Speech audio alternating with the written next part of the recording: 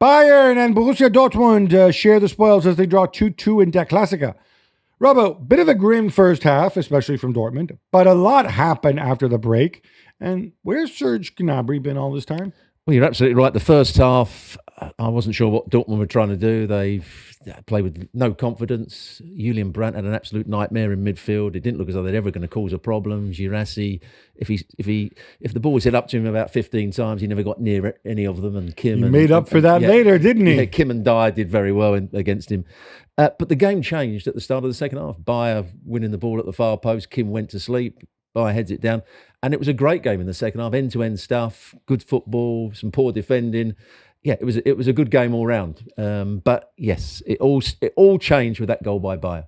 And Dortmund could have won it with Pascal Gross, of course. They could have done when he was there. But you talked about Serge Gnabry. He came on and also changed the game. He looked like Messi. Oh, my goodness. He looked like a taller Messi with bigger hair. He did everything that Sané didn't. He went past people on the outside. He then went past people on the inside and bent it into the far corner. He played really well and should be given a chance against Inter, I would say. Yeah, for me, the big takeaway here is what did Vincent Kompany learn from this? One is Harry Kane not in a good moment, but of course that's a start. For me, the other big one, obviously Thomas Muller needs to get more minutes in the 15 he got. Maybe he starts. He was the best player in the first half. Did you like the little back heel? How about that? Yeah, he was good in the first half. Rafael Guerreiro, I think he should be playing fullback and just deal with it. And there's a big Musiala-shaped hole. Absolutely. But it's not Guerreiro who's going to fill it. No. Now, Inter rolled to a 3-1 win against Cagliari as Simone Inzaghi makes 5 changes and Marco Arnautovic steals the show gap. Oh, I love it. When we see good Arnautovic, I mean, he is maddening. He's so inconsistent. But this was one of his good games. And that no-look assist for Lautaro's second goal is a bit special. I think this is a big plus. Inzaghi loves his substitutions, loves his rotations. He loves the fact that Mehdi Taremi now fit as well, that they can all bring different things. Arnautovic brings the strength and the power and the silky skills. So Inter to win the Champions League as well as the league. Damn straight. The quadruple, man. The quadruple. Here it comes. Now, Koopmeiners scores and Dusan Vlahovic delivers 2 assists as Juventus beat Lecce 2-1. Gab, Igor Tudor is turning them around, isn't he? Yeah, he's doing the simple things. He's saying, I'm working on my most expensive players, on the club's biggest assets, and he's turned Vlahovic around, no question about it. He didn't score, but I thought he played really well. Kenan Yildiz, man of the match, looking really, really good. Koopmeiners, more of a slow burn, but he'll get there with him too. And this is what you want. Keep it simple, keep it effective, move up the table. And there's no point being a genius like Motta if nobody understands what you're trying to do. Now, it finishes 1-1 between Lazio and Roma in the derby, Gab. Who looked better?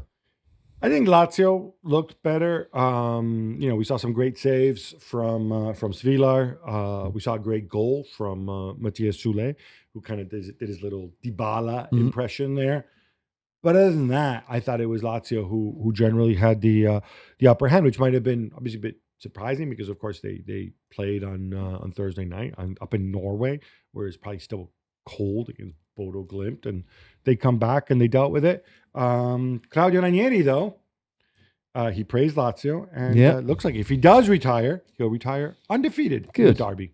Now, Monaco beat Marseille 3-0 and go back to second in Ligue 1. Gab, if they don't finish runners-up, will this be seen as a failure for your boy Roberto De Zerbi? I think so. And the reason I think so is not just that Marseille have the second biggest budget in Ligue 1. It's more the fact that you're supposed to bring a value add to the team. And this season, the things that we say De Zerbi needs to be successful, right? Time on the training pitch to instill his ideas, all this jazz. Marseille had no European football this year. So he's had all that time. So, yeah, he's really had all that time to do that. And, look, I think they still will finish second. They're just 1 point behind Monaco. But I don't know you quite have that sense of forward progress that they were looking for. Also, adding Rabiot into the mix, if you're trying to build over several years, Rabiot, great player, free transfer, whatever. But is this really the way to go and do that? So, yeah, I get a sense he's not going to be there next year. Bayer Leverkusen held to a scoreless draw at home by Union Berlin. Robbo, Xabi Alonso will likely finish second with a whimper. How much has this campaign hurt his reputation? Not much until the last few weeks, but the last few weeks have been poor. The defeats to Bayern Munich in the Champions League were pretty poor. He made some bad decisions about not playing strikers in important games where they needed to score goals, and he was almost going against what everybody was telling him and what the crowd were telling him. You need to play your centre forward in a big game where you need to score goals, which was against Bayern Munich in the league game, and he didn't bring him on until about the 91st minute. So there's been things that seem to have upset the fans and the press, but he seems that the players aren't showing the same commitment to the cause as they did last year. There's a lot of arguing between the players. They don't seem to have the same sort of respect for him as when he makes decisions from the side of the field. So I think the last few weeks have been difficult for Xabi Alonso, I would say. I'm team Xabi Alonso. I think he's going to be a great coach. I'm sure he is. I think you learn more in adversity than you do when everything goes right for you, as happened last season. But yeah, I agree with everything you said. I think... and if you were really cynical, all those teams that were pursuing Xabi Alonso last year, maybe they should have been pursuing Florian Wirtz, because things really fell apart once he got hurt. Yeah, exactly. Now, 13 players, including Andel Di Maria and Weston McKennie, are being investigated for betting on illegal gambling sites in Italy. Gab, what's at stake here? So actually, while it's a big gaudy headline, seemingly not that much. So this investigation comes out of the investigation which saw Nicolò Fagioli and Sandro Tonali banned. And it's an investigation in the fact that people are betting on these illegal, unlicensed gambling sites. So part football? Well, that's the thing, right? And a lot of this is based on Fagioli and Tonali's testimony.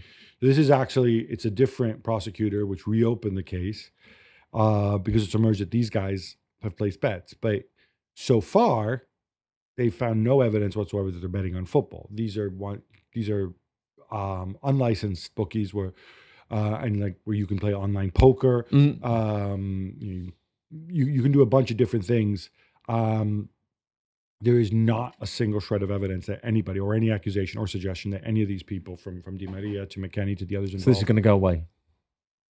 It's still illegal to bet on an unlicensed site in Italy. The fine is €250. I think they can afford that. They can probably afford that. Now, what came out as well, though, and this is kind of sad, is from Nicolò Fagioli and Sandro Tonali, both of them. I mean, Tonali talking about as part of his therapy, he still doesn't have a phone. He does not. He's living. I know young guns out there, it seems strange. Here's somebody who's in his early 20s or mid-20s and is living up on Tyneside without a telephone. And it is part of his recovery from his gambling addiction.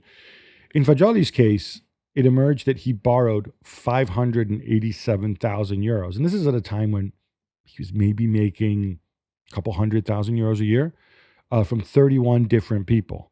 Many of them footballers who were essentially just loaning him money under different guises or whatever, because he was on the hold to these bookmakers. And the other thing that was fun, and this might be a way if you're trying to raise money, is one of the people running these illegal sites he'd done a deal with a jeweler, a jewelry store, where basically you'd go in with cash, you'd pretend that you were buying jewelry, so he would issue an invoice for that, and then funnel it back to the illegal bookmaker.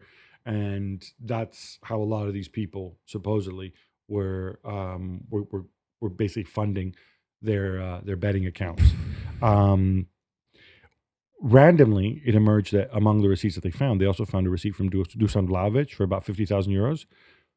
But there's no link between him and the illegal jeweler. So they actually think that Dusan Vlahovic just happened to go to a jewelry store to go and buy something. Buy a nice engagement ring or exactly. Something. Yeah. Now, this was back on Friday, Gab, but AC Milan rolled past Udinese 4-0. They looked a lot better, didn't they? But Mike Magnan's injury was a bit of a worry. Yeah, so first of all, Mike Magnan, he's fearless. He's Magic Mike. Gotta love the guy.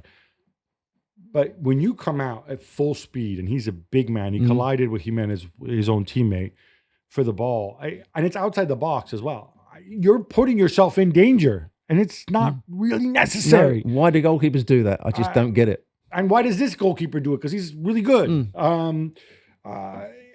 In terms of how Milan looked so good, well, if I were unkind, I would say they played a back three. Yeah.